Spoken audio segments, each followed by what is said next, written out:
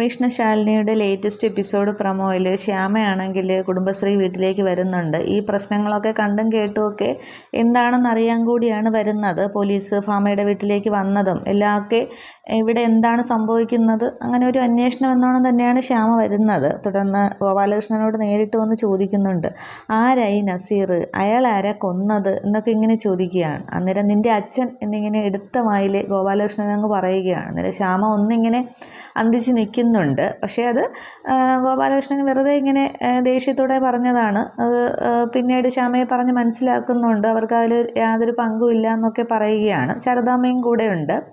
അതിനുശേഷമുള്ള സീനിൽ കാണിക്കുന്നത് ഡോക്ടറാണ് അവിടെ വിഷ്ണുവിൻ്റെ തല സ്കാൻ ചെയ്തല്ലോ. അതിന് ശേഷമായിട്ട് പിന്നെ വിഷ്ണുവിനെ ഡോക്ടർ വിളിക്കുന്നുണ്ട്. ഈ സതീശൻ എന്ന് പറയുന്ന ഡോക്ടർ വിളിക്കുകയാണ്. സ്കാനിങ്ങിൻ്റെ റിപ്പോർട്ട് വന്നിട്ടുണ്ട്, എനിക്ക് വിഷ്ണുവിനെ ഒന്ന് കാണണം എന്നിങ്ങനെ പറയുകയാണ്. അന്നേരമേ വിഷ്ണുവിന് മനസ്സിലാവുന്നുണ്ട് എന്തോ ഒരു സീരിയസ് ആയിട്ടുള്ള പ്രശ്നം ഉണ്ട് എന്നുള്ളത്.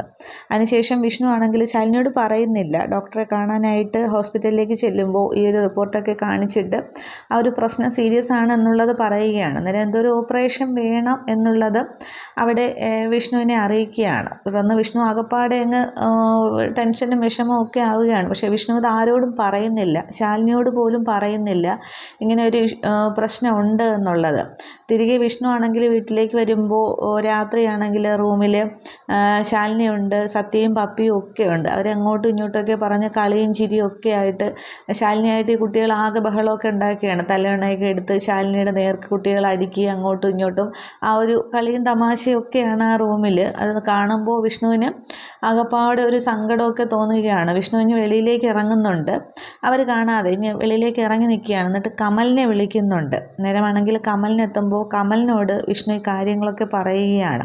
എന്നിട്ട് പറയുന്നുണ്ട്, എന്തായാലും ഓപ്പറേഷൻ വേണ്ടി വരും, ശാലിനിയും കുട്ടികളും യാതൊരു കാരണവശാലും ഇത് അറിയരുത്, എൻ്റെ ശാലിനി അവളിതെങ്ങനെ നേരിടും എന്ന് പറഞ്ഞിട്ട് വിഷ്ണുവിന് ആ ഒരു വിഷമമാണ്. ശാലിനി തന്നെ അത്രത്തോളം സ്നേഹിക്കുന്നുണ്ട്. അപ്പോൾ തനിക്ക് എന്തെങ്കിലും സംഭവിക്കുമ്പോൾ ശാലിനിക്ക് താങ്ങാനായിട്ട് കഴിയില്ല. അപ്പോൾ ശാലിനി അറിയിക്കാതെ ഈ പ്രശ്നം ഇത് ഓപ്പറേഷനൊക്കെ കഴിയാം എന്നുള്ള രീതിക്കൊക്കെയാണ് വിഷ്ണു അവിടെ വിചാരിച്ച് വെച്ചിരിക്കുന്നത്, ശാലിനി അറിയിക്കാതെ. ഇത്രയുമാണ് ആ ഒരു പ്രൊമോ സീനിൽ കാണിക്കുന്നത്.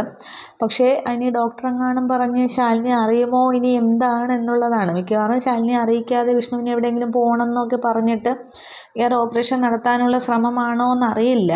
ശാലിനി അറിയിക്കാതിരിക്കാനാണ് വിഷ്ണു അവിടെ ശ്രമിക്കുന്നത്, ശാലിനിക്ക് താങ്ങാൻ കഴിയില്ല എന്നുള്ളത്. പക്ഷേ ശാലിനിയോട് പറഞ്ഞെങ്കിൽ ശാലിനിയും കൂടി നേരിട്ട് നിന്ന് ആ ഒരു പ്രശ്നം പരിഹരിച്ചേണേ. പക്ഷേ ഇനി എന്താവും എന്നുള്ളതാണ് നമുക്ക് ബാക്കി എപ്പിസോഡ് വരുമ്പോഴത്തേക്ക് നോക്കാം. പക്ഷേ ആ ഒരു വേലായുധൻ പോയിട്ട് ഇനി അബൂബക്കറിനെ ഒന്നും കണ്ടിട്ടുമില്ല. ആ ഒരു പ്രശ്നം അവിടെ തന്നെ നിൽക്കുകയാണ്. നേരത്തെ വന്ന ആ ഒരു മിക്കവാറും വിഷ്ണു ഈ ഓപ്പറേഷനും കാര്യങ്ങളൊക്കെ ആയിട്ട് പോകുന്ന ആ ഒരു ടൈമിൽ ശാലിനി ആണെങ്കിൽ നേരത്തെ പറഞ്ഞ പോലെ കുമാരൻ്റെ ഇഷ്യൂ ഒക്കെ വന്ന ആ ഒരു പ്രശ്നത്തിലൊക്കെ ആയിരിക്കും ശാലിനി നിൽക്കാൻ പോകുന്നത്.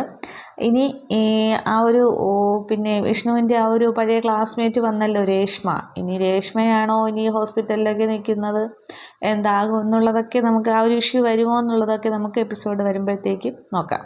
Okay, thank you.